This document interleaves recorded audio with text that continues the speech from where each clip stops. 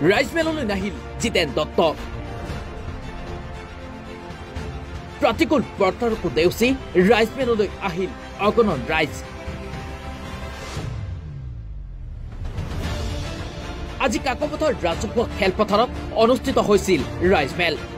শহীদ পৰিয়াল আৰু নিৰ্যাতিত পৰিয়ালে আহ্বান কৰিছিল ৰাইজমেলৰ এই ৰাইজমেলত উপস্থিত থাকিবলৈ শহীদ আৰু নিৰ্যাতিত পৰিয়ালে আহ্বান জনাইছিল প্ৰতিজন আলোচনাপন্থী নেতাক কিন্তু ৰাইজমেল যিজন ব্যক্তিৰ বাবে আহ্বান কৰিছিল তেওঁই নাথাকিল ৰাইজমেলত সাংবাদিকৰ আগত ক্ষোভিত হৈ শহীদ আৰু নিৰ্যাতিত পৰিয়ালে কৈ উঠিল জিতেন দত্তই মোৰ ল'ৰাটোক হত্যা কৰিলে এই মিটিংখন আলফাৰ নেকি এখন আলফা নহয় এখন আলফা হয় বুলি জানা হলে মই নাহো এতিয়া কিন্তু আলফা মই একেবাৰে ঘৃণা মোৰ যি হ'ল মোৰ পুত্ৰ খাই দিলে যেতিয়া জিতেন দত্তে তেজ পিলে যেতিয়া এই নৰপিখাছে এইটো কিন্তু মই ভাল নাপাওঁ একেবাৰে আগতে আমি সমৰ্থন কৰিছিলোঁ দেশ স্বাধীন কৰিছে বুলি ভাল আহিছে কিবা এটা পাম নেকি বুলি বহুত ভাল পাইছিলোঁ তেতিয়া এই ভাল পাই পিনি মই কি হ'ল গতি এতিয়া মোৰ কথা বুজি নাপালে আই বাবাৰ কথা বুজি নাপালে হা নিজৰ ককাই ভাইৰ কথা বুজি নাপালে এই সৰু ল'ৰাটোক মাৰি পিনি কি পালে সি মাৰিছে এতিয়া জীৱনটো মই বিচাৰিম এতিয়া মোৰ মা ৰত্নক বিচাৰিম এতিয়া সি পাৰিব নাই জীৱ দিব পাৰিব নাই আনি দিব পাৰে সেইটো কাৰণে জিতেন দত্তক লাগে এতিয়া মোক লাগিব ল'ৰা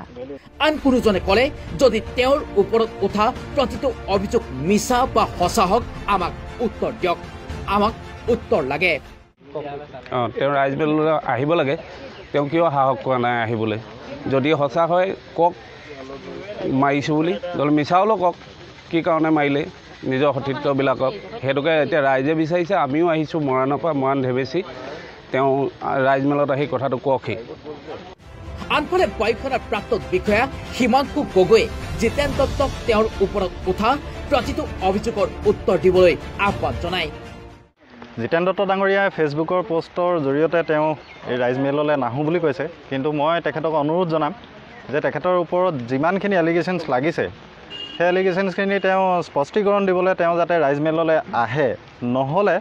মই ভাবোঁ অভিযোগখিনি এতিয়ালৈকে মোৰ হাতত পোৱাহি নাই কিন্তু কোনোবা বেলেগৰো যদি কিবা দোষ আছে সেই অভিযোগখিনিও যাতে তেওঁৰ ওপৰলৈ নাহে এইটো কথা কিন্তু তেওঁ চিন্তা কৰিব লাগিব সেইটো কাৰণে তেখেতক মই বিচাৰোঁ যে তেওঁ যাতে ৰাইজৰ মাজলৈ আহে আৰু তেখেতৰ স্পষ্টীকৰণখিনি দিয়ে যিখিনি তেখেতে ভুল কৰিছে যদিহে ভুল কৰিছে তেওঁ নিজৰ ভুলখিনি মানি লওক আৰু ৰাইজৰ ওচৰত তেখেতে ক্ষমা প্ৰাৰ্থনা কৰক আৰু বাকী ৰাইজৰ যিখিনি সিদ্ধান্ত হ'ব সেয়া তেখেতে মূৰ পাতি ল'ব ৰাইজমেল সমাপ্ত হ'ল কিন্তু নাহিল জিতেন দত্তক অসমৰ ৰাজ্যে সামাজিকভাৱে বৰ্জন কৰা আলফা স্বাধীনৰ গোটৰ কাৰ্যালয় কাকপথাৰৰ পৰা উঠাই নিয়া আৰু আলফাৰ পৰা বহিষ্কাৰ কৰিবলৈ প্ৰস্তাৱ প্ৰেৰণ কৰা এই তিনিটা সিদ্ধান্ত গ্ৰহণ কৰা হয় উক্ত ৰাইজমেলতে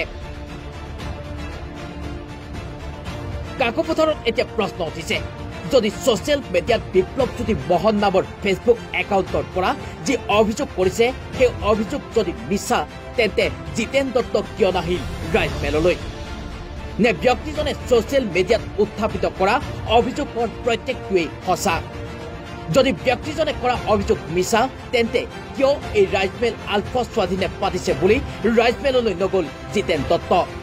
এনেবোৰ বহু প্ৰশ্নই এতিয়া সন্দেহৰ সৃষ্টি কৰিছে জিতেন দত্ত সঁচাকৈ অভিযুক্ত নেকি ব্যুৰ ৰিপৰ্ট প্ৰিছ টাইম